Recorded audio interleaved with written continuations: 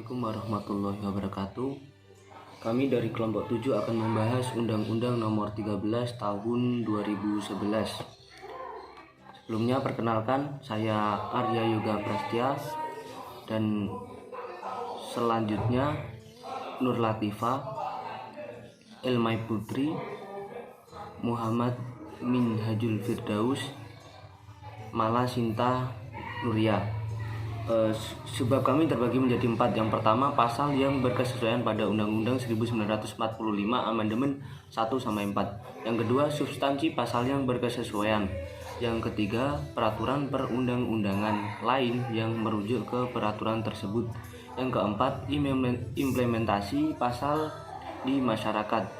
Pembahasannya adalah penanganan fakir miskin adalah upaya yang terarah, terpadu, dan berkelanjutan yang dilakukan pemerintah daerah, dan atau masyarakat dalam bentuk kebijakan, program, dan kegiatan pemberdayaan, pendampingan, serta fasilitas kebutuhan dasar setiap warga negara. Terima kasih. Adapun pasal yang berkesesuaian dengan Undang-Undang Dasar 1945 hasil amandemen 1-4 terletak pada pasal 34 ayat 1 bab 14 tentang perekonomian nasional dan kesejahteraan sosial yang berbunyi fakir miskin dan anak-anak terlantar dipelihara oleh negara.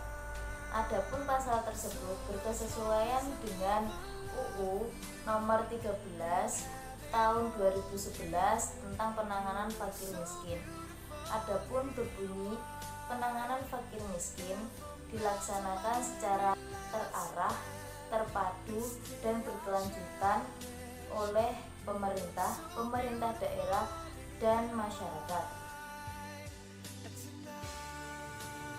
Bagian ke-1 Undang-Undang Nomor 13 Tahun 2011 dan Pasal 34 Ayat 1 Undang-Undang Dasar 1945 tersebut bisa dikatakan memiliki substansi pasal yang berkesesuaian, karena keduanya sama-sama membahas tentang bagaimana cara penanganan fakir miskin khususnya di Indonesia. Di Indonesia, fakir miskin menjadi perhatian khusus, sebab semua itu menjadi tanggung jawab negara, pemerintah daerah, dan masyarakat. Peraturan perundang-undangan lain yang merujuk ke peraturan tersebut, yaitu yang pertama ada Undang-Undang Nomor 24 Tahun 2004 tentang kemiskinan adalah kondisi sosial ekonomi seseorang atau sekelompok orang yang tidak terpenuhinya hak-hak dasarnya untuk mempertahankan dan mengembangkan kehidupan yang bermartabat. Yang kedua ada Undang-Undang Nomor 18 Tahun 1953 tentang merawat orang-orang miskin dan orang-orang yang kurang mampu. Yang ketiga, Undang-Undang Republik Indonesia Nomor 16 Tahun 2011 tentang bantuan hukum.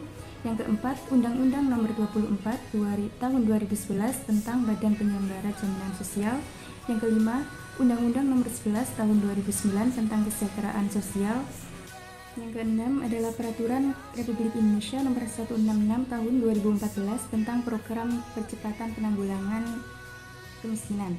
Yang terakhir, Peraturan Pemerintah Nomor 42 Tahun 1981 tentang Pelayanan Kesejahteraan Sosial bagi Fakir Miskin. Biasanya upaya-upaya tersebut oleh pemerintah diwujudkan dalam suatu program, misalnya seperti program Keluarga Harapan, bantuan pangan non-tunai, dan penerimaan bantuan iuran.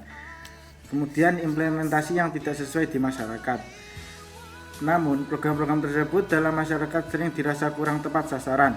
Hal tersebut biasanya disebabkan karena adanya ketidaksinkronan proses verifikasi dan validasi data penerima bansos oleh desa atau kelurahan hingga data naik ke kecamatan serta kabupaten atau kota. Selain itu, data yang diterima oleh pemerintah pusat biasanya masih double.